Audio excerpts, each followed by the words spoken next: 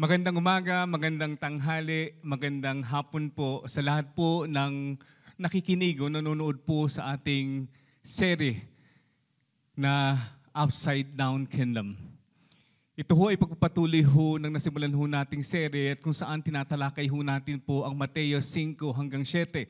Ba't nagsimula ho tayo sa Mateo 5 na kung saan nagsimula sa isang series, siguro natatandaan niyo nakaraan pong ilang buwan, yung Beatitude Bliss, but pinagpatuloy ho natin. At dito po sa Matthew 5, sa ating pong bagong serie, Upside Down Kingdom, nagbigay po si Jesus ng 6 na kung saan kinakailangan niyang itama ho ang itinuturo ho ng mga Pariseo. 6, basically, examples where Jesus was trying to differentiate the teachings of the scribes and the Pharisees and what God was really saying. Jesus wanted to correct o itama ho ang mga Pariseo ang kanilang pagkakaunawa at ang kanilang aplikasyon po ng batas. He even made clear in the beginning, kung natatandaan niyo ho ang turo ho ni Pastor Josh, pinakita ho ni Jesus kung anong tunay na kabanalan. Dala ho sa kanyang nasabi ho doon na kung saan pinakita niya ang pagkakaiba ho ng kabanalan po ng mga Pariseo at kabanalan po ni Jesus. Sabi niya ni Pastor Josh, the righteousness of the Pharisees was external. Panlabas lang ho yun. Huwag natin kakalimutan po ng mga Pariseo po have this certain outward righteousness. A public presentation that made them look like they are careful to follow the law.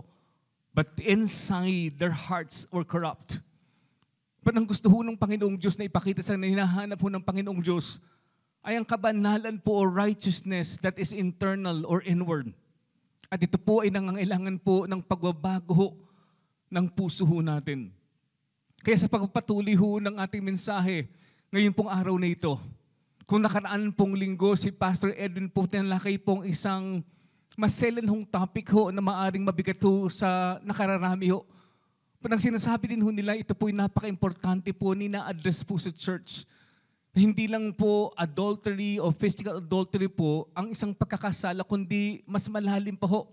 Itinaas niya ho ang standard ho ng kabanalan, kundi sinabi niya, if you're lasting inside, o may pagnanasa pa lang sa puso mo, ikay nagkakasala na. Kaya dito ho sa Mateo 5:31-32, si Jesus po ay nagbigay ho ng pangatlo sa 6 na halimbawa po. Again, Jesus was trying to contrast or differentiate the teachings of the scribe, their understanding and application of the laws of the Old Testament. And this time, it's no longer just adultery. But this time, He was talking about divorce. Nung panahon po ni Jesus, marami ho dun ho ay naniniwala po na ang paghihiwalay po isang bagay na po pwedeng gawin sa anumang dahilan. Napakadali po sa kanila na mag-issue po ng tinatawag ng Certificate of Divorce. Mababasa niyo ho yung sa Deuteronomy chapter 24. All you have to do is just follow the law when you don't like your wife anymore. Ang kailangan mo na lamang po ay mag-issue ng Certificate of Divorce. At malaya ka na ho at ang iyong asawang babae. At ang sinabi ho ni Jesus dito sa Matthew 5:31-32, nilinaw niya ho yun. Hindi ho yan ang kagustuhan ho ng Panginoong Diyos.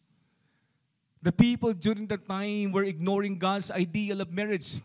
They were trying to twist the scriptures in order to use them to justify divorce. The same way that many people now would use scriptures, ginagamit pa ho ang salita ng Panginoong Diyos. Dahil sa kanilang mga personal agenda to justify divorce, I believe it is wrong to do that. So today I'll be talking about one of the most challenging subjects in the Sermon on the Mount, which is marriage and divorce. Gusto ho nating pag-usapan po at daanan din po katulad po ng kung maselan na po ang naging mensahe po nakaraang pong linggo, ito ay medyo maselan ho sa napakarami ho sa atin. But importante ho nating aralin po sapagkat bahagi po ito ng serye. At marami po sa ating mga pamilya, mga mag-aasawa po at ating mga anak po ay apektado ho ng paghihiwalay ho ng mag-asawa. Sa Pilipinas po, sa konteksto siguro ho, makita ho natin po na ang Pilipinas ay isa sa mga bansa ho na hindi pinapayagan po ang diborsyo. But lumalaki po ang bilang po ng mga iyon po na pro-divorce. The public opinion is gradually shifting in favor of Philippine divorce. Surveys and public discussions reveal growing acceptance among younger generations and urban dwellers. Patingnan lang ho natin bago tayo magpatuloy kung ano ba yung mga resulta. Kadalasan po sa pag-aaral po na kapag nag-decide po ang mag-asawa, maghiwalay ho sila permanently. Sabi po sa isang pag-aaral po ni Judith Wallerstein, isang founder and executive director ng Center for the Family in Transition in Corte Madera, California. At tinan niya ho ang epekto ho ng divorce o resulta ho ng divorce sa 60 pamilya. 120 parents with 131 children over a 10-year time period. At ito ang ilan po sa mga resultang gusto kong basahin, mahaba ho. Isa ho doon ang epekto ho sa mag-asawa. Stress of being single parent and the fear of being alone. Pangalawa ho, mayroon pong intense anger toward their former spouse, experienced by 1/2 of the women and 1/3 of the men. Pangatlo, unstable second marriage. Nag-asawa ho uling pangalawa, that only 1 in 7 of the former couples did the former wife and husband experience stable second marriages. But anong epekto ho doon sa mga anak? Eto ho, ang ilan po sa gusto kong basahin. Dominant and ongoing presence of anger. May galit sa kalooban po ng ating mga anak. Despair and confusion. Children go through the dilemma of taking sides even no one asked them to do so. When they take sides, they feel that they are betraying one parent over the other. If they do not, they feel isolated and disloyal to both parents. At ito naman pong epekto sa mga kalalakihan po. Lack of self-confidence and pride in their own masculinity. Sa mga kababaihan po, feeling of being hurt, unsure of their femininity, and insecure in their relationship with men. Binasa ho natin po ang mga ilan po sa mga epekto ho ng divorce sa ating mga anak at naging sa mag-asawa ho. Kaya ho sa ating pong pag-aaral po ngayon, gusto ho natin siguro all the more as a church sa pinaka-level to fight for every marriage in our church. To keep it away from even being a candidate for divorce. At maaaring yun ho ang kalalagayan po ng mga nakikinig po nanonood ho sa atin. Sa Pilipinas man, saan man ho tayong on-site churches o FB Live, sa inyong mga tahanan po o sa Europa ho. Maaaring naandun ka sa panahon na kung saan dumadaan ka sa isang hirap ng inyong buhay may asawa. It's rocky. It's stormy kung i-describe ho yung iyong buhay may asawa. Nagtitiisan na lang ho siguro ang iba ho sa atin magkasama pero hindi na ho masaya. Dahil marami pong issues na hindi na napag-uusapan. Some of you are here, you're listening in your room, with a friend, with a family member, and you're struggling in your marriage. It has been one of the most difficult years in your life as a married man or woman. At ano man ho ang inyong dinadaanan po ngayon ng ating panalangin siguro at ang ating mga pastor ho at buong Pinnacle Village po. Ang panalangin po namin po ang Diyos ang siyang mangusap po sa ating pong talakayin o ating pong topic ko ngayon.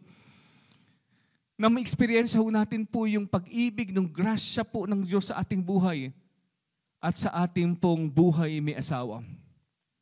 Kung kayo po ay naandito po at kayo po ay divorsyado, hiwalay sa inyong asawa. O divorsyado ho kayo, hiwalay sa inyong asawa bago ho kayo naging mananampalataya. I pray that the power of God's grace will help you overcome the challenges of having been divorced if you submit to Him.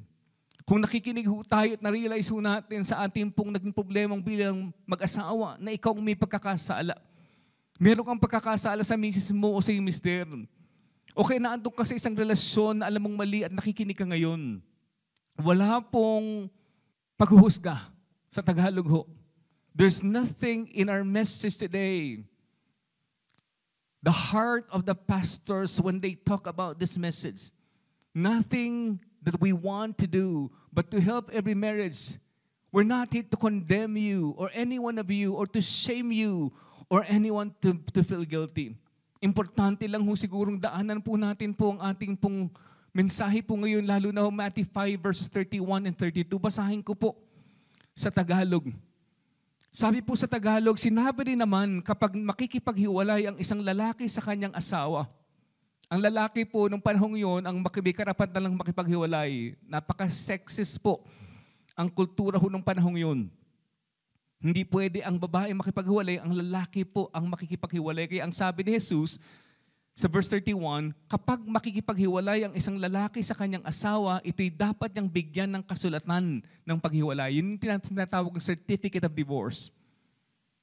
At ito'y pinagmumulan po nito sa Deuteronomy chapter 24. Babasahin ko po ang isang talata mamaya. But ang sabi po ng verse 32, ngunit sinasabi ko sa inyo, kapag nakipaghiwalay ang isang lalaki sa kanyang asawa, maliban kung ito ay nakikiapid, yun ho ang dahilang binigay lang ng pwede ho legal na diborsyo o pakipaghiwalay dahil nakikiapid.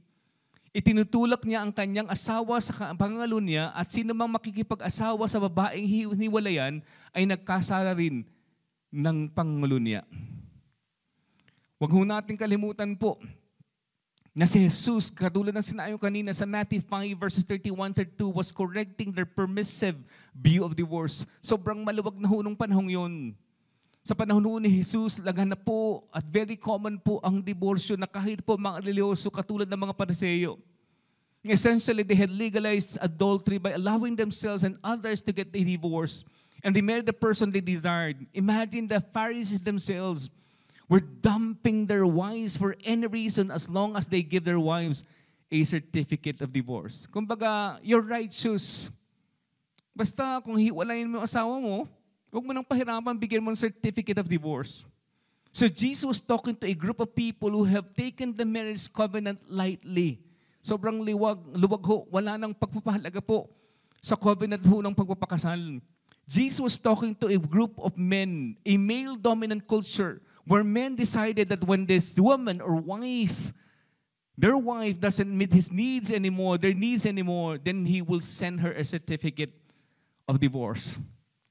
Kahit nga ang kilala po na isang historian, Josephus ang pangalan. Itong sabi niya one time, about this time I put away my wife. Grabe ano? Who had borne me 3 children. Nagkaanak ko silang 3. Not being pleased with her manners. Isn't that something? I'm divorcing you because I don't like your attitude. So yan ho ang konteksto ho ng panahon ni Jesus. At para maunawaan natin, si Jesus po sa Mateo 19 ho, pinaliwanag pa niya at muling nabanggit po ang topic na divorce. Mas mahaba nga lang ho sa Matthew 19. At basahin ho natin, importanteng basahin ho natin sa English. Simula po verse 3, some Pharisees came to him to test him. They asked, is it lawful for a man to divorce his wife for any and every reason? Huwag ho natin kalimutan po yung mga salita po yun, for any and every reason. Kasi dyan ho, nagkakaroon ho ng pagtatalo. Ano bang ibig sabihin yan? Ang ginawa ni Jesus po nung tinatanong po siya ng mga Pariseo upang, alam nyo, they wanted to chop him. Gusto nyo malaman, kanino ka bang side mamay paliliwanag kasi may dalawang guro na nagtuturo at magkakaibang kanilang pananaw kung anong kadahilanan at legal na paghihiwalay sa kanyang asawang babae. But ang sinagot po ni Jesus sa verse 4, haven't you read? He replied, that at the beginning, the Creator made them male and female. Verse 5, and said, for this reason, a man will leave his father and mother and be united to his wife, and the two will become one flesh. So they are no longer two, but one flesh. Therefore, what God has joined together, let no one separate. Basahin ko lang din po sa Tagalog, importante lang ho. Sa lalo na yung verses 5 and 6.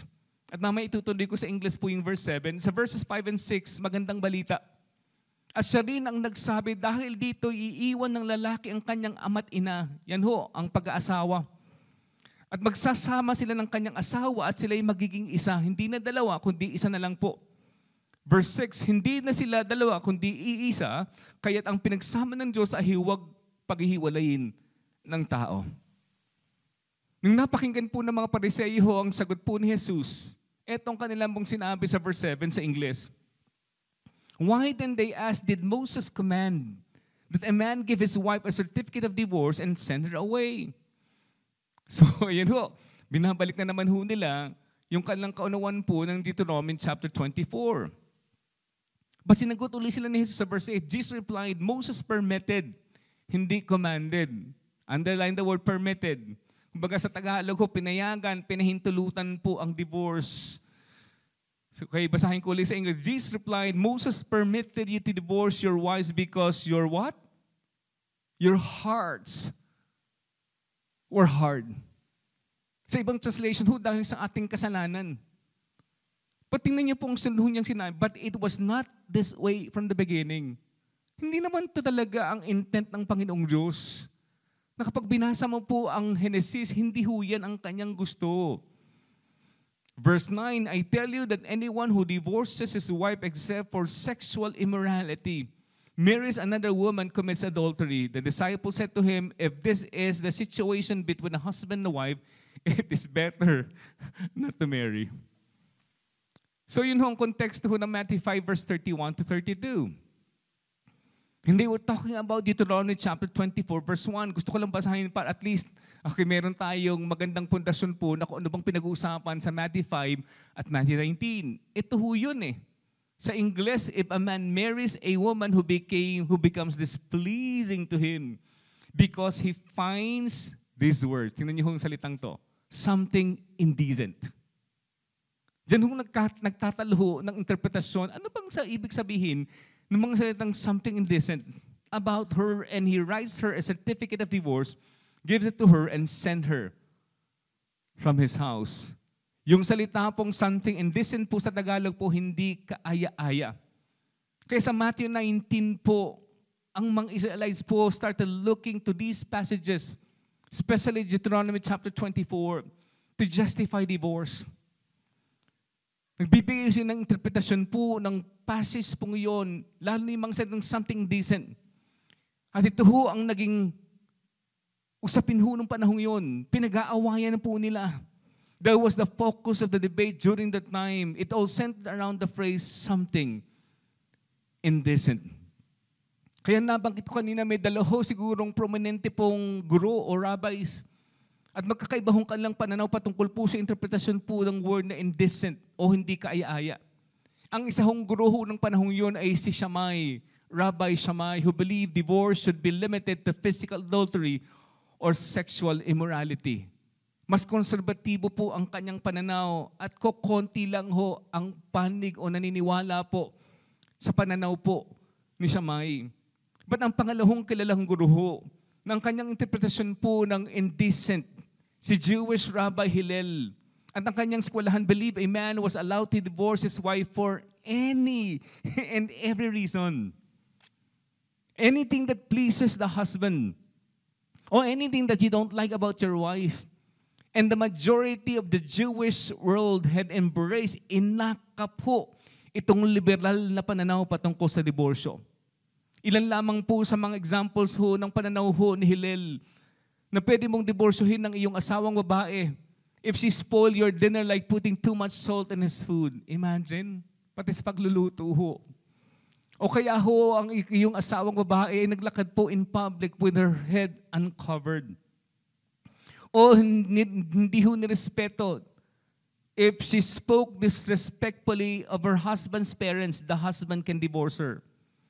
He could divorce your wife, his wife, if she talked with men in the streets. Or you could divorce your wife if she is a noisy woman. Sa ating konteksto, kahit nga ho sa Amerika, pwede na ho sigurong divorcehin mo ang iyong asawa pag hindi mo nagustuhan ang kanyang pagluluto, laging hindi marunong magluto. So, lagi na lang microwave ang ginagamit sa pagluluto ng pagkain.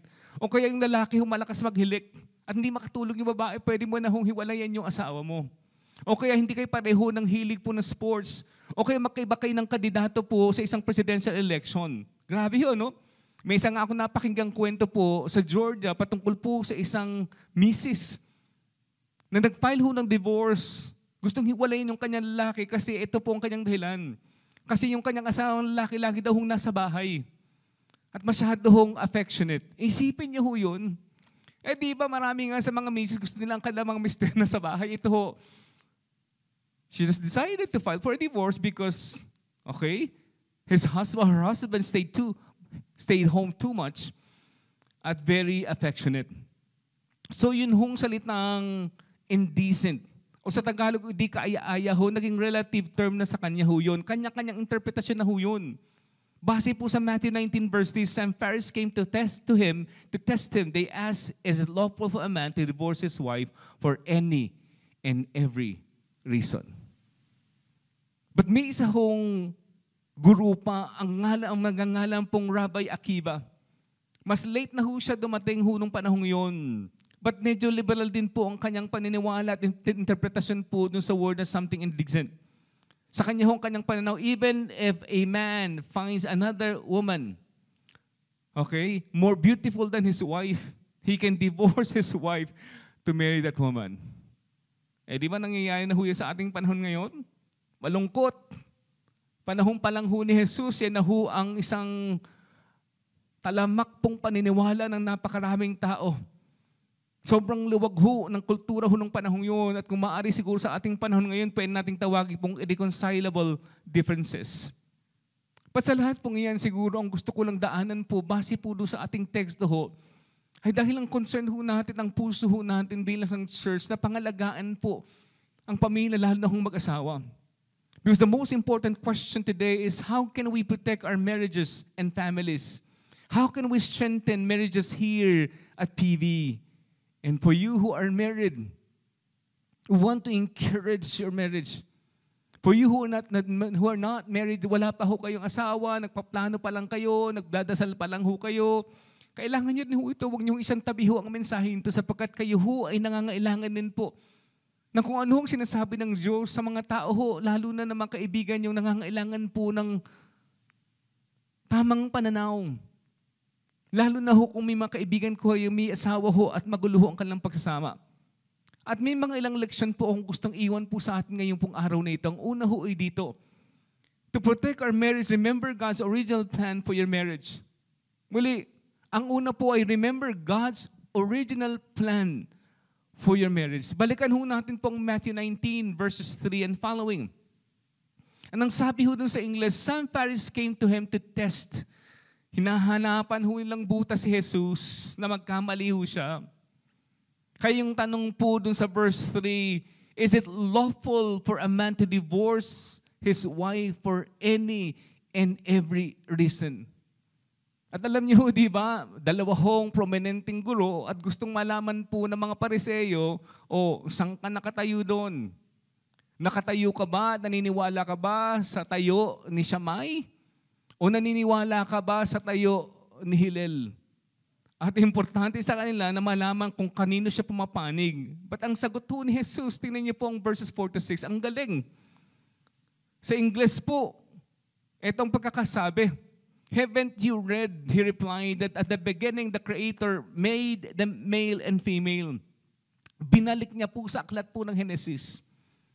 Sa verse 5 and said, for this reason a man will leave his father and mother and be united to his wife, and the two will become one flesh. So they are no longer two, but one flesh. Therefore, what God has joined together, let no one separate. Pwede ho bang basahin ko rin ho sa Tagalog po? Translation po, magandang balita. Sumagot si Jesus, hindi ba niyo nabasa na sa pasimulay nilalang ng Diyos ang tao na lalaki at babae? At siya rin na nagsabing dahil dito iiwan ng lalaki ang kanyang ama't ina at magsasama sila ng kanyang asawa at sila'y magiging isa. Hindi na sila dalawa, kundi isa, kaya't ang pinagsama ng Diyos ay huwag paghihiwalayin ng tao. Alam niyo yung sagot ni Jesus na yun, ginawa ho niya, ibinlig po muli sa kung anong puso ng Diyos patungkol po sa pag-aasawa. Remember that in Genesis chapter 2 verse 24, God Himself was the first officiating pastor in the first marriage. He quoted again Genesis 1:27 and Genesis 2:24. Bring them back to the Old Testament. When divorce not yet happening, before even the time of Moses, before the fall of men. Jesus brought them back when God established for the first time marriage. Because Jesus wanted them to understand God's heart, His original plan for marriage before they could understand divorce. Sa Panginoong Diyos ho, kung ating babasahin pong Genesis 2 verse 24, malinaw sa Kanya eh. There should be permanence, a lifelong commitment in marriage. Jesus wanted them to understand what marriage is supposed to be and not what marriage is like it is today. Basahin ka lang uli ho kasi andun ho, nabanggit po sa sagot ho ni Jesus sa Matthew 19, yung Genesis 1:27.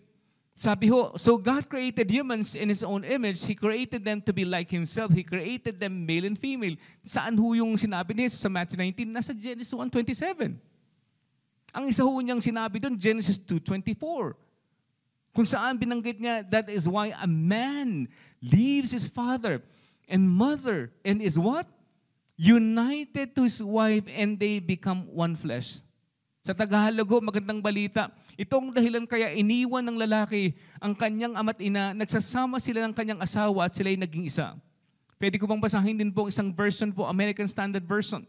Therefore shall a man leave his father and his mother and shall cleave. Yung word na united po, dito po ang gamit na sila ay salita pong cleave unto his wife and they shall become one flesh. Ang namin natin pwede makita ho dito. Bakit pinakikita ho ng Panginoong Diyos na gusto ho niya ang dalawang distinct and different people, male and female, to become one. Yes, they're different, kaya nga male and female in Genesis 1:27. But they're not to be independent from one another anymore. Pag nagpakasal na ho sila, they should no longer be living separate lives. At may tatlong mabilis lang po na kung saan makita ho natin na maunawaan ho ng lahat po ng pumapasok po sa buhay may asawa. Sa mga may asawa na ho ngayon, hindi ko alam kung naunawaan ho natin to. Sa mga mag-aasawa lang ho, mag-aasawa pa lang ho at kayo po ay nananalangin po o andun na ho kayo. Naghihintay na lang ho ng inyong wedding day. Ito ho ang mga ilan po na mga sinabi po ng Panginoong Diyos. Actually, utos ho yun eh. Na dapat maging commitment po ng dalawa na papasok po sa buhay may asawa. Yung word na leave, sa ibang translation po, abandon o forsake. O sa Tagalog po, iwan. Kapagkat ang unang commitment po na mag-asawang pumasok po sa pagpapakasal is commitment to prioritize your spouse and family. Yung asawa mismo at iyong mga anak. Ang ibig sabihin nito, hihiwalay ka sa iyong mga magulang, okay? At magbubuo ka ng sariling pamilya ho. Imagine niyo lang ho ng panahon yun, wala naman pong magulang pa si Adan, si Eva, at binanggit ho ito ng Diyos sapagkat ito ho ay para sa ating panahon ngayon. Kumbagang sinasabi ho ng Diyos ng panahon yun, there should be independence and autonomy, which means your parents will no longer interfere. We respect them, we love them. But they no longer will make decisions for us or decide for us. Huwag ho natin pahintulutan po sa ating buhay may asawa, lalo na ho yung mga bagong kasal. Ng ating mga magulang po will decide or divide our marriage. Careful of creating frictions between your spouse, your wife, your husband, and your parents or in-laws if you don't transfer your loyalty from your parents to your wife or husband. Alam kong mahirap po yan sa ating mga Pilipino. But kung titignan natin sinasabi ng Diyos, hindi niya sinasabing pabayaan mo ng iyong mga magulang. But importante lang maunawaan ho natin kung anong ibig sabihin po ng leave sapagkat si Charles Swindoll po isang pastor sa Amerika. And recently nag-retire na ho siya. Ang ibig sabihin daw ho to leave father and mother means to break the parent-child bond.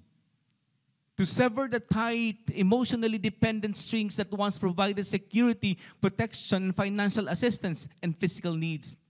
All or any of those ties brought over into marriage will hinder the bond of marriage from sealing. Kaya minsan nagkakaproblema ho, di ba? Yung mga in-laws, eventually maging outlaws. Kasi wala na eh.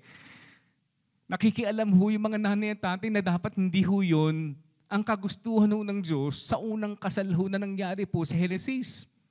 Kaya leave, abandon, forsake. Si Mike Mason po sa kanyang aklat, The Mystery of Marriage, itong sabi, your primary responsibility is now with your family unit. Yung asawa mo mismo. At yung mga anak. Next to the love of God, the one thing that is by far the most important in the life of all married people is their what? Is their marriage, the loving devotion to their partner. Mga magulang ho nakikinig, hindi ho natin sinasantabi ho kayo at wala na hong pagpapahalaga sa ating mga magulang. Ako, mahal kong aking mga magulang, mahal kong aking ina at aking ama. But please, as parents, we need to take the back seat. Pag humingi ho ng tulong sa atin, paminsan-minsan ho, kung pwede ho natin tulungan, tulungan ho natin. Ipanalangin ho natin ang ating mga anak, ang kanyang asawa. Sa mga yun po na mag-asawa, pag dumating sa panahon na ang inyong nanay o tatay po ay nawalan na ho ng asawa. At sobrang tanda na ho, pinag-uusapan kadalasan po at arrangement ng mag-asawang ho yun, kanilang mutual decision po, na minsan pinatitira ho yung kanilang nanay o nanay ng misis, nanay ho ng mister, o tatay ho sa kanilang bahay. And there are many sacrifices that we need to make here. Kaya ho, importante ho sa atin yung balance po ng filial piety. Kasi kahit po si Pablo, ang sabi niya kay Timoteo, sa 1 Timothy 5 verse 4, just to balance everything. But if a widow has children or grandchildren, the first thing they need to learn is this, to show their devotion to God by taking care of their what? Their own family. They will be repaying their parents. And these pleases God. But ang pangalawang salita akong nabanggit doon, I guess the second commitment we need to make when we are married or you will enter into marriage is the word united or cleave. At yun ang sabi ng Genesis 2:24, sa Tagalog ho, nagsama. Galing po sa Greek word na kolao, which refers to a strong bonding together of objects and often was used to represent gluing or cementing. It means to unite or cement together so that two cannot be separated without damage to both. At ito yung pangalawang commitment. It is a commitment to stick together through thick and thin. So dapat po nagsasama. Kaya nga hindi po ideal po na magkahiwalay ng matagal ho ang mag-asawa. Alam ko po, ayun ho ang pinagdadaanan ng marami nating kababayan na nag-a-abroad ho sa Middle East, sa Europa po, sa ibang bansa na dahil sa gustong magsakripisyo, dahil sa pangailangan financially, naghihiwalay ho yung mag-asawa, but this is not the ideal. Handun ho yung temptasyon ho ng isang lalaki o ng isang babae ho. Na bilang magkaroon ho ng ibang babae o ibang lalaki po, habang nasa abroad, kaya ho, ang ideal po and the second most important commitment that you need to make when you enter into marriage is to promise to stick together through thick and thin. But yung pangatlong salita ay salitang weaving, wala ho yun sa Bible. But yun pong sabihin po in Genesis 2:24, they shall become one flesh. Sa Tagalog po, at sila'y nagiging isa. Sa John Mark Comer po, ang sabi ho niya isang pastor sa Amerika, ito pong kanya pong paliwanag. The idea here is that in marriage, two people become one human being. Marriage is way more than companionship or cohabitation or a tax write-off. Marriage is where two people are fused, body and soul, into one human being. Anong ibig sabihin ito? Ito yung pangatlong commitment po. This talks about a commitment to sexual fidelity. It talks about sexual relationship in marriage. You have the time to enjoy each other. It involves romance, physical affection, and even sex. And God intended for your marriage to be that way. Kahit po ang wordpress.com, ang sabi ho patungkol po sa weaving, Genesis 2:24, we display the unity He wants a man and a woman to possess when sexual intercourse takes place. Nangyayari ho yan sa isang mag-asawa. The intimacy felt in the sexual act is more than just a physical reaction to pleasure. It is a bond that cuts to heart of a soul, one flesh. And Jesus said, this is what marriage was created to be. Kaya kahit po si Pastor Skip, yun ang kanyang first name. Sabi niya, ang arithmetic daw po ng marriage should be 1 + 1 is equal to 1. Hindi dapat ho masisira yung bond na yun ng marriage.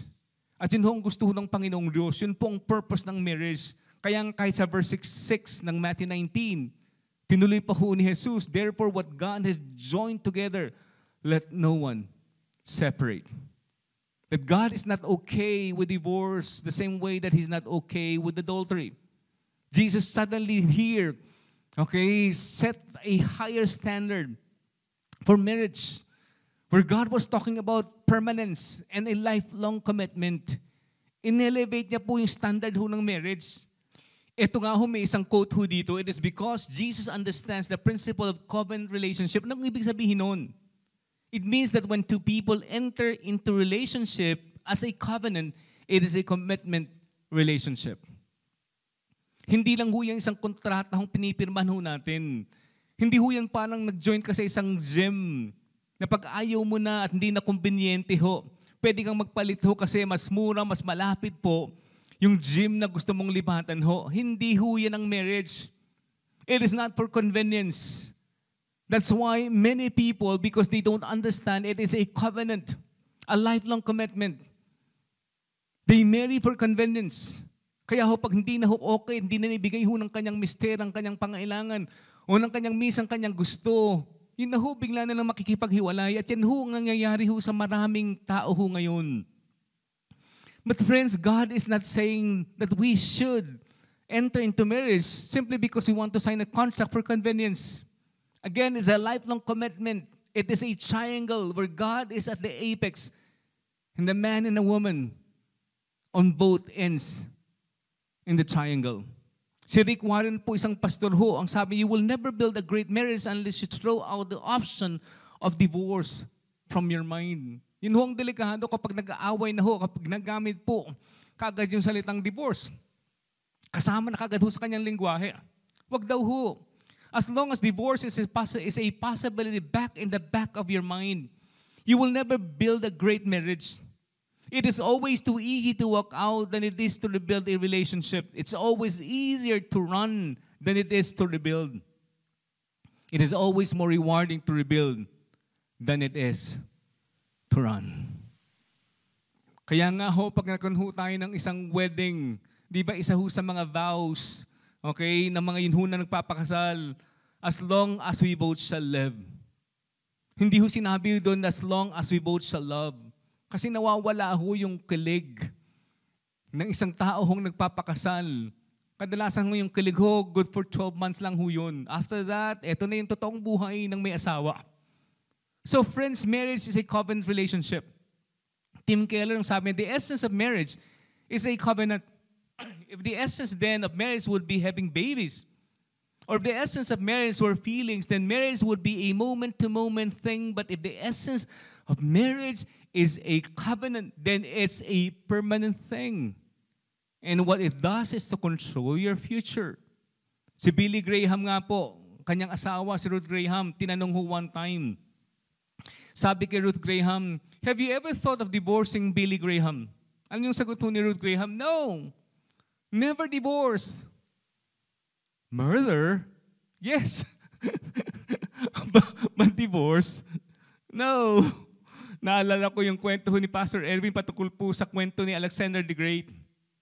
Na tuwing sasako po sila, okay, ng isa hong bansa, okay, ang ginagawa ho niya ay susunugin po yung mga barko ho nila on the shores of the lands they set out to conquer. Bakit ito ginagawa po ni Alexander the Great ho yun? The reason was to remove any possibility of retreat should the battles become too hard. Without their ships, there was no other way to go but forward. This commitment to fight till the end was the secret of his army's great victories. Likewise, strong marriages understand this as well. That when couples have no plan B, they will begin to discover strength that they never thought was there. And this is the reason why in the many battles they face, in the end, they emerge victorious. Couples will do well to take the option of divorce off the table and burn their boats on the shore. Sana ganun ho yung ating commitment. Sana hindi na lang humabilis po ng ating option kaagad po yung paghiwalay sa ating asawa. So yun hong ginawa ni Jesus. Binalik sila po sa kung anong intention po at puso ng Diyos sa buhay may asawa. But ito ho yung pangalawa. Ang pangalawa, recognize that you and your spouse are flawed. Balikan ho natin Matthew 19 verses 7 and 8. Ito ho ang ginawa ho ni Jesus. Pagkatapos niyang ibinalik po sa Genesis 2:24, sa kung anong orihinal na plano ng Panginoon Diyos sa marriage, ito ho ang sabi ho ng mga Pariseo, why then they asked, did Moses command that a man give his wife a certificate of divorce and send her away? Ang sagot ho niya sa verse 8, Jesus replied, Moses permitted, hindi commanded. Permitted you to divorce your wives because your hearts were hard. Sa Tagalog ho, ang tigas ng inyong ulo.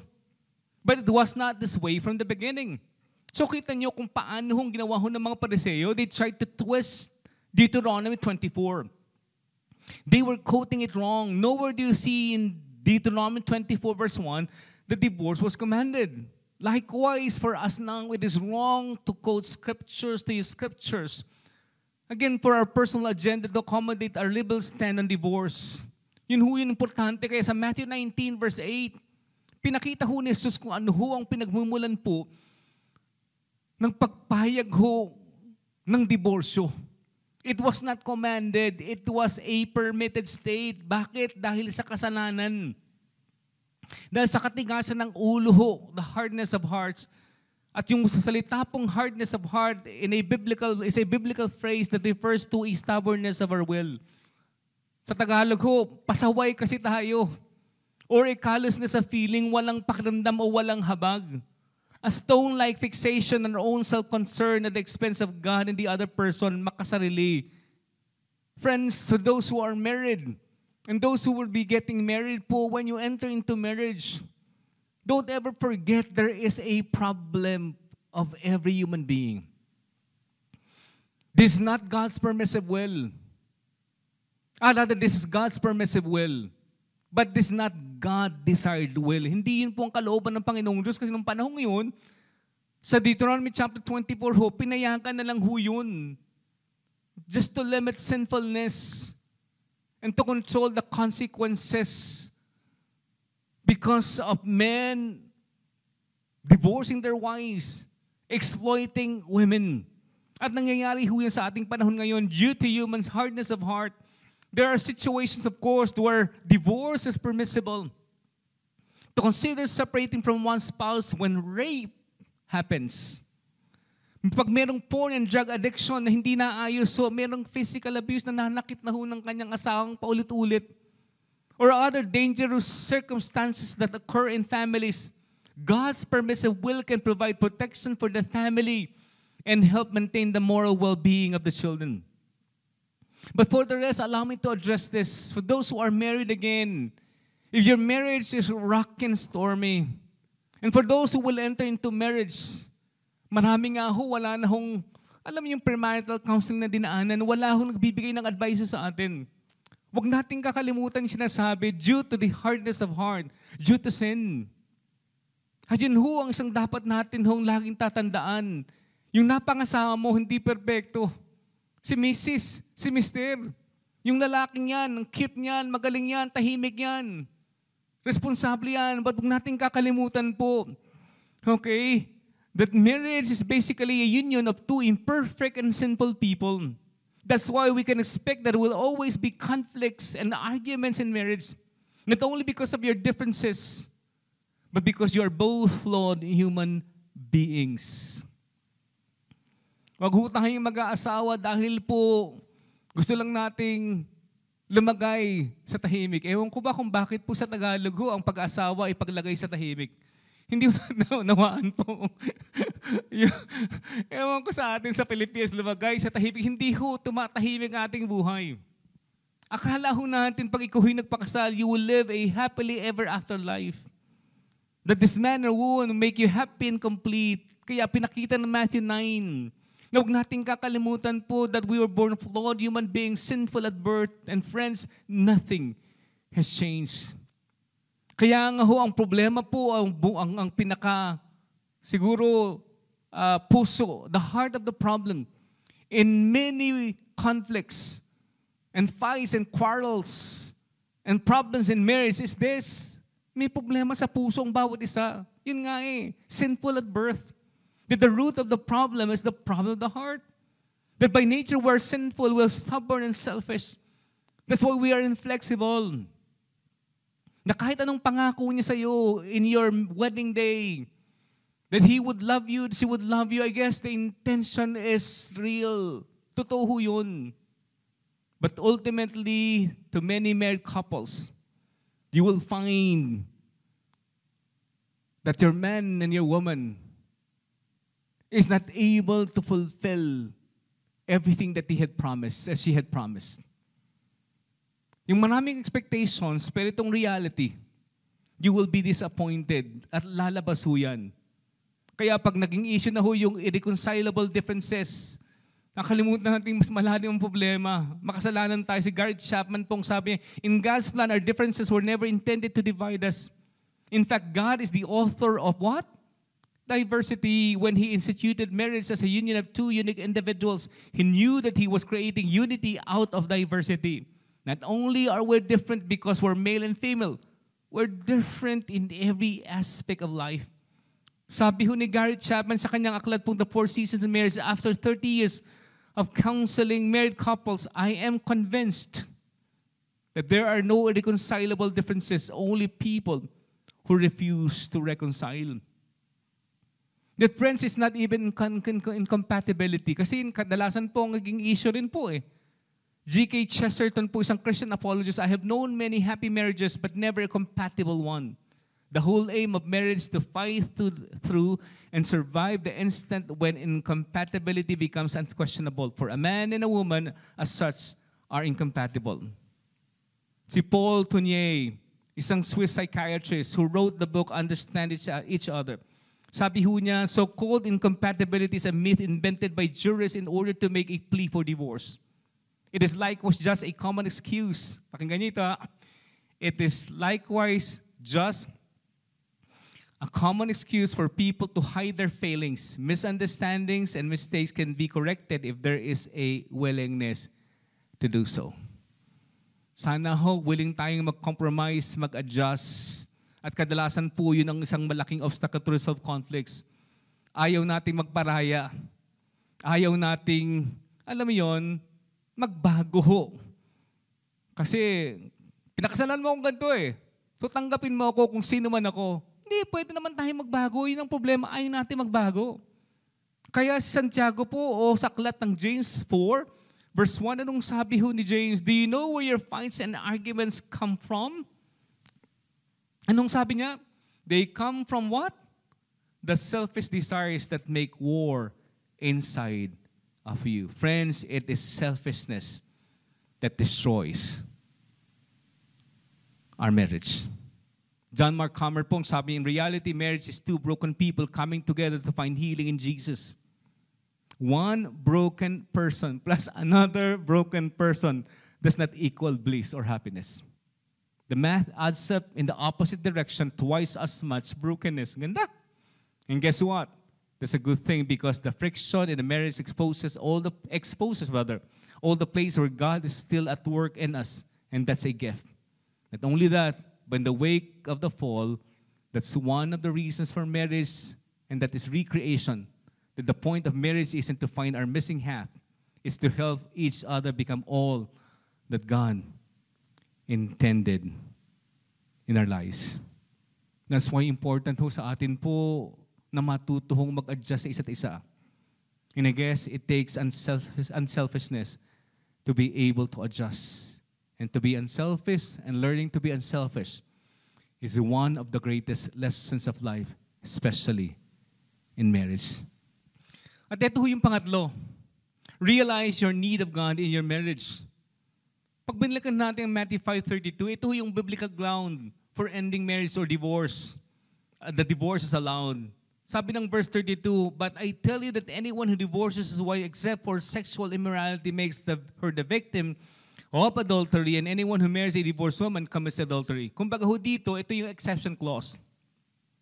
Nang dahilan po na pinapayagan po ang diborsyo ay dahil po sa sexual immorality or marital unfaithfulness or adultery. Malinaw ho dito na kahit po ang sexual immorality is a ground for divorce, it is not a command in Matthew 19. But pahintulutan nyo rin po sapagkat sa 1 Corinthians 7 po si Paul, nagdagdag ho dito. Nagbigay ho siya ng aplikasyon po ng isang reason po for divorce. And that talks about another reason where divorce is allowed when a non-Christian spouse is eager to leave a Christian for another person. Hindi mananampalataya yung lalaki, iwan yung mananampalatayang asawa kasi meron siya pakikisamahang iba. Sometimes insisting on keeping the bond of marriage becomes more troublesome for all involved. Kaya ho ang advice po ni Paul sa 1 Corinthians 7 verse 15 to 16. Importante lang mabanggit ko ng mabilis. Sabi ho ni Paul, if the unbelieving spouse walks out, you've got to let him or her go. You don't have to hold on desperately. God has called us to make the best of it as peacefully as we can. You never know, wife, The way that you handle this might bring your husband not only back to you, but back to God, but to God. You never know, husband. The way that you handle this might bring your wife not only back to you, but back to God. Again, maaaring may mga tanong kayo ho patungkol sa inyong specific situation bilang mag-asawa ho. Sa akin, importante ho na kayo po konsulta ho at kumausap po ng pastor kung meron kayong mga katanungan po patungkol ho sa inyong sitwasyon bilang mag-asawa. But for the rest, again, who are going through tough times, they're rocky marriage, you're in a bad marriage and you aren't happy. Please, when you're going through tough times and you have marital problems and deep issues or conflicts that you cannot resolve, paulit-ulit na away ho, maybe because of annoying habits, o kaya communication problems, money issues, lack of intimacy, o problems sa in-law natin. Wag ho tayong mabilis lang ho na humanap ng paraan, dahilan ho para ma-justify hong paghiwalay. Naniniwala po ko ang Diyos po, ang kanyang puso ho, ay maayos po ang pagsasama ho ng mag-asawa. It's the God's highest heart is always to fix it. Kahit na ho sa ating panahon ngayon that everybody, almost everybody, our culture encourages for us to think that divorce is the only option. At maaaring naandun ka na ho. Friends, we can still do something to strengthen our marriages. Kahit ngayon ho, na dumadaan ka. But ang suggestion ko ho, habang nagsisimula pa lang ho, gawin na ho natin to. Ano ho yung una? Seek counsel from our pastors. Huwag nang kakalimutan po, nakaraang linggo po si Pastor Edwin po talked about the sin of adultery. We emphasize the need of keeping our passions in the context of marriage. That adultery starts in the heart, that we should flee away from it. That watch where our eyes and hands go, because if we don't, we are creating hell in our lives. But friends, ito lang hong balance. We should not take advantage of the grace and forgiveness of God. And the grace and forgiveness of our wives, spouses, husband, and children. At maaaring naandun ho kayo. Do not abuse God's grace. But if we sin and are struggling, we must repent and ask for forgiveness. But also ask for help. The pastors are here. May mga pastor ho tayo po sa bawat church ho sa iba-ibang lugar. Sa Pilipinas po. Sa Europa ho, sa Middle East. Sa ibang bansa ho na maaaring online, kumonsulta ho kayo at humingi ng advice and counseling sa pastor. Kung kayo ho ay nagpakonsulta po at nakipag-usap sa panahon na kayo po'y mag-aasawa ho, baka mas lalang importante ho kayo na kayo po'y dumadaan ho na kumausap po at humingi ng payo ho sa isang pastor. Pwede ko bang kausapin ng mga kalalakihan? Alam ko ang isang nagiging challenge po sa mag-asawa, yung misis kadalasan po ang unang gusto hong makipag-usap ho at humingi ng advice sa pastor. But yung mister ho at ang lalaki ayaw ho. Men, husbands, do not let your ego stop you from asking help. If your wife is saying your marriage is not okay, please listen and ask for help. Pangalawa, commit to a couple's devo. Sabi nga ho nila, pag nagkakaroon ka daw ho ng couple's devotions, it develops spiritual intimacy. When the couple journeys deeper together in the relationship with Christ. Si Peter Marshall po, isa pong Presbyterian pastor, sabi, we are souls living in bodies. Therefore, when we really fall in love, it isn't just physical attraction. If it is just that, it won't last. Ideally, it is also spiritual attraction. God has opened our eyes and let us see into someone's soul. We have fallen in love with the inner person, the person who is going to live forever. That's why God is the greatest asset to Romans. He thought it up in the first place, include God in every part of your marriage, and He will lift it above the level of the mundane to something rare and beautiful and lasting. Pangatlo ho, join a marriage couples huddle. May malaking tulong ho that you gain the right perspective from other married couples. Meron kang advice, meron kang support ang natatanggap, meron kang panalangit, nakita ko na ho yun. Kahit ang Barna Research nagsasabi that those who are practicing Christians, and those Christians who practice their faith, they attend church, they read God's Word, they pray together. Alam niyo ho ba, sabi ho ng Barna, multiple studies show that those who are practicing Christians actually have anywhere from a 27% to 50% lower divorce rate than non-Christians. This means that the divorce rate among practicing, hindi professing Christians, among practicing Christians could be as low as 15%. But pang-apat ho, choose forgiveness and reconciliation. Dapat ho, andun ho yung pagpapatawad po at pakikipag-ayos. So I hope you're still willing to fix it. At yun ang sinasabi ni Swindoll. Hindi ko na babasahin. But again, let me say this to balance. Let forgiveness not be an excuse to commit adultery and stay addicted to porno and drugs. Yes, reconciliation, forgiveness is hard work on both sides.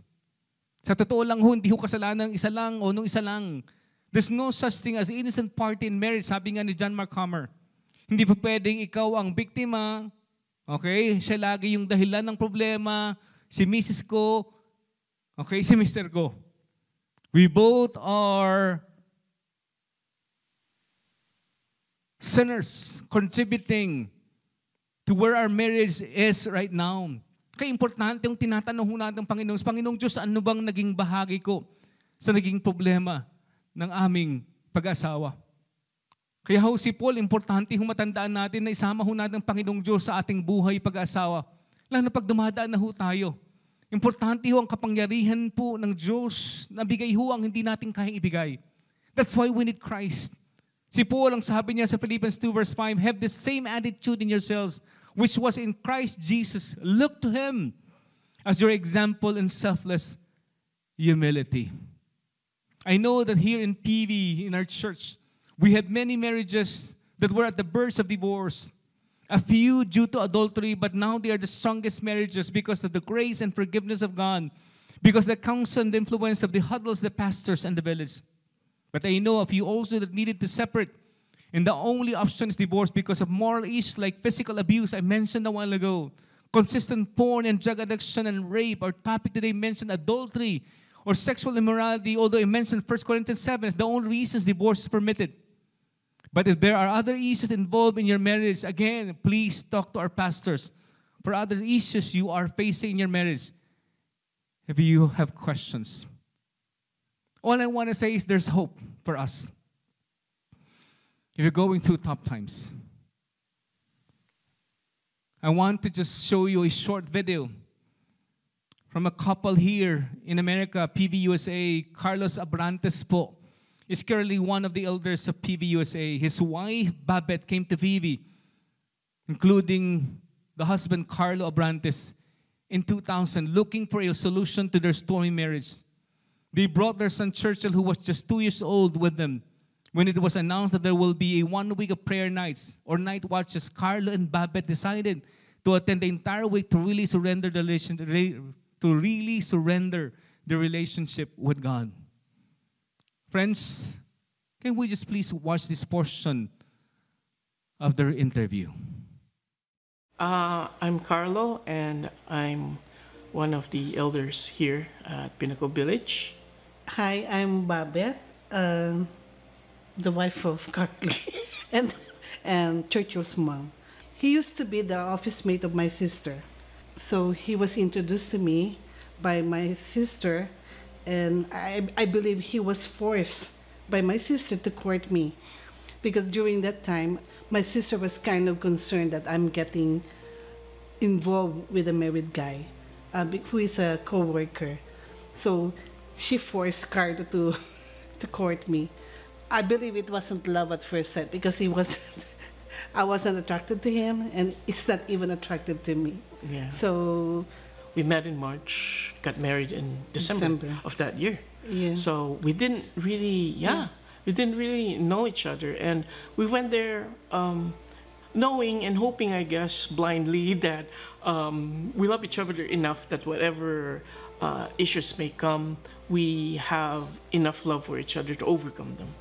Things started getting rocky real quick when we got married. I think on the first week we were already arguing small things because I didn't know her real quick. I didn't know how to respond to how she deals with problems or how she deals with arguments. She just keeps quiet and claps up. She doesn't want to talk. But you can see she's angry. For me, it's the opposite. I want to deal with it now, okay? And that's why I had that issue when somebody's quiet, and I didn't know how to deal with it. actually, when he's mad at me and so angry, We just I tend to provoke him more. Yeah. Okay, what do you want? Like that. I'm gonna tell him that. The other thing too is when this was happening, we thought, oh, maybe what's missing is, we don't have a kid. Because for the Yes. first year, It's we really didn't plan first. Yeah. But I was getting already older, so I told him that I think it's about time to Yeah. have a kid. we were really trying to make it work. We both don't believe in divorce. And as hard as we could, we tried to make things better for both of us. Honest, plain and simple, I was miserable. So one night, I think it's I just had a nap. I dreamt I was single again. I was so happy in that dream. And then I woke up. So it's like, you know what they say, you wake up to a nightmare. And then when I woke up, I realized, oh my God, I'm married. I broke down. I actually cried, and made me realize I need to do something. I need to get out of this marriage, pretty much. I don't see any other reason to make things better. I was thinking of divorce. I was already contemplating of divorcing him because of those unending quarrels, arguments. What I did, I opened myself, getting in touch with my, Fling. not fling, with my past relationship. So I called up my past boyfriend before. What I'm trying to say is I'm getting open again with a new relationship, not thinking that I'm still married and I have a kid. So I was really open during that time. I met this person when I was going to school to get more credits for my position, and she kept calling me because we were classmates. She's also married. So at first, I just entertained it, and then it became something that I got used to, and I felt comfortable talking to her instead of my wife. So I was getting flirty. I didn't realize it up until she actually looked me in the eye and asked me, "Nangliligaw ka ba sa akin?" So that means, are you making a move on me? And that threw me off. I didn't realize it. I was making a move on her. And that scared me off. I backed out. And of course, I tried to deny it. But that was the last time I saw her. So when I was in the Philippines, I was telling my parents at that time, hey, my marriage is not going well. I'm thinking of divorcing my wife, but I'm worried about Churchill, stuff like that. And I keep telling them that as much as I'm worried about Churchill, it's not healthy for him to see us always fighting. So what my mom said was a wake-up call for me too. She said, your life is like this because you don't have God anymore in your life. You need to put God back, she said.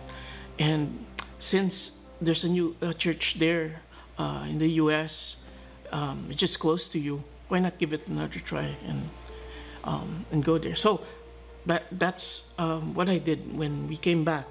When I came back, we went to this church at first. They invited us Because they said that there's going to be night watches.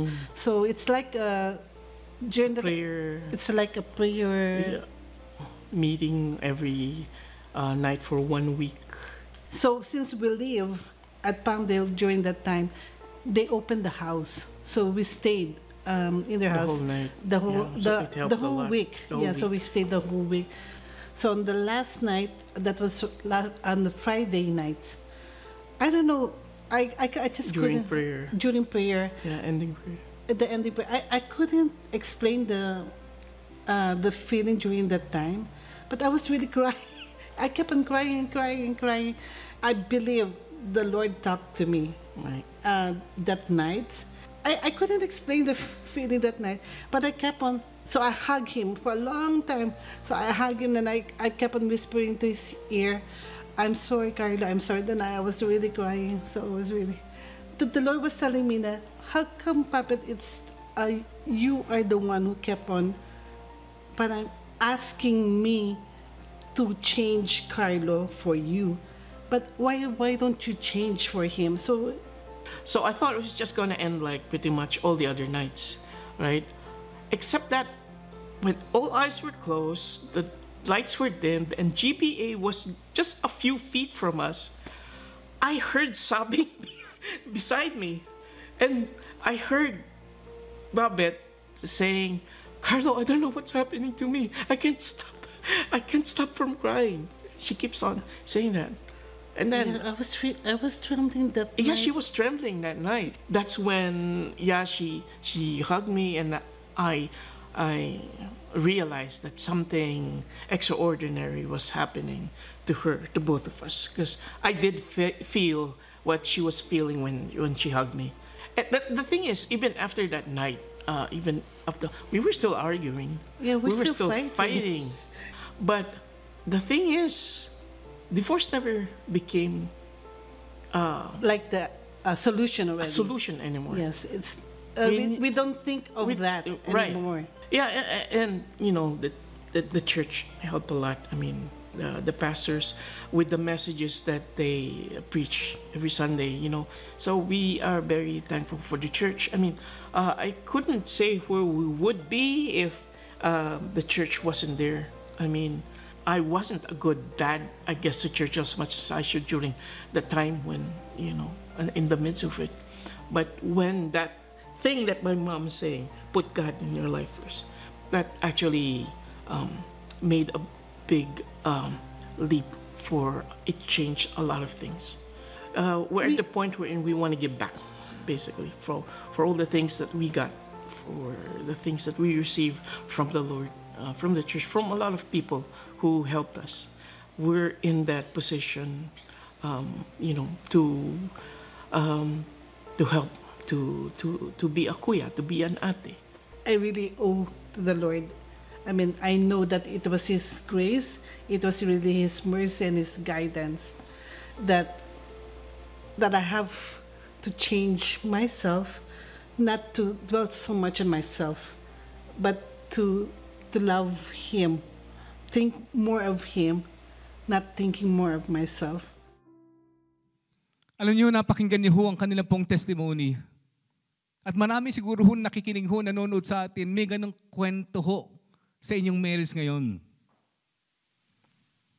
But the secret of every, I guess, restored marriages is when eventually each one of them surrender their hearts. God was included in their marriage. Two broken people coming before Jesus. And I believe God wants us to come to Him. And Jesus is not interested in dragging you through your past. God is more interested in us surrendering our present and inviting Him into our marriage. Huwag nating kakalimutan ng kwento ng John 4 na nabanggit ni Pastor Edwin last Sunday. Huwag nating kakalimutan po ang John 8 na kung saan po nahuli po yung isang babae po in the act of adultery. At ang resulta ho dapat doon is death as punishment. But si Jesus po, hindi ho siya kinondone, okay? But hindi rin ho siya kinondemn. Pinatawad ho ng Diyos itong babaeng to na nagkasala po sa adultery. At I think yan po, kadalasan po pag kayo po'y dumadaan doon at naghahanap po ng panahon po makabalik po sa Diyos. At kung wala ho kayong muli, malapitan po, again, you can call us, email us. You have a huddle, perhaps talk to your huddle guide. Because God insisted po in fixing relationships. He doesn't want to condemn us. He wants us to begin anew. Kaya nga po sa 2 Corinthians 5 verse 19, anong sabi ni Paul? For God was in Christ reconciling the world to Himself, not counting people's sin against them, but canceling them. Hindi ba huy na magandang balita? We're not condemning people who have gone through a lot in their marriage that eventually led to adultery or sexual immorality. For those who have realized they have sinned and repented and asked for forgiveness and even asked for help, this is good news that even God will not count our sins against Him. Si Tim Keller po, isang pastor, sabi daw ho niya, And Jesus was saying here, I love redeeming the worst situation. I love to bless the hardest cases. Try me, come to me. No one ever perished at Jesus' feet. No one who ever came to him was in any way cast out.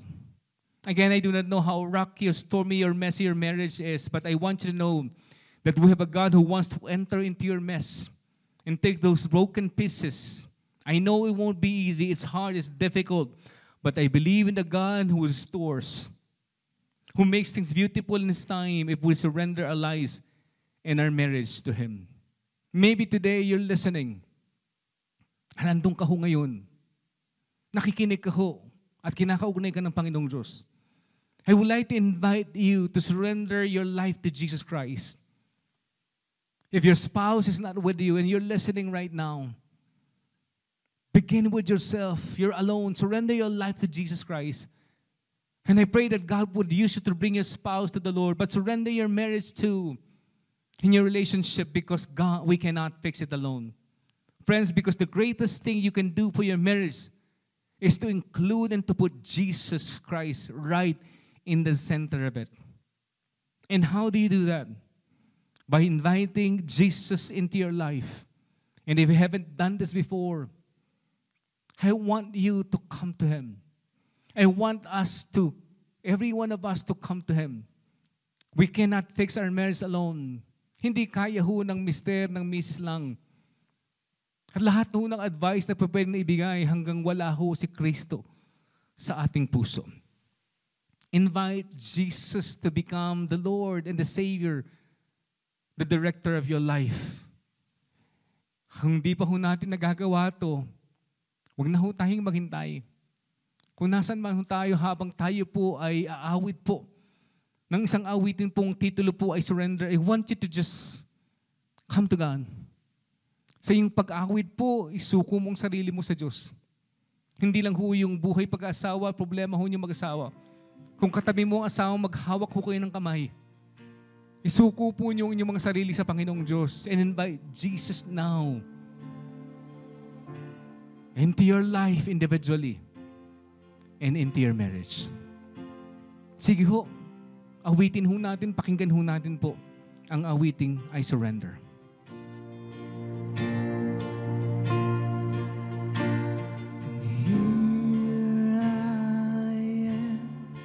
Down on my knees again, surrendering all,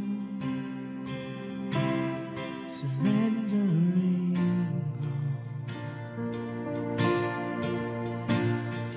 Find me here, Lord, as you draw me near, desperate for you. Desperate for you, I surrender.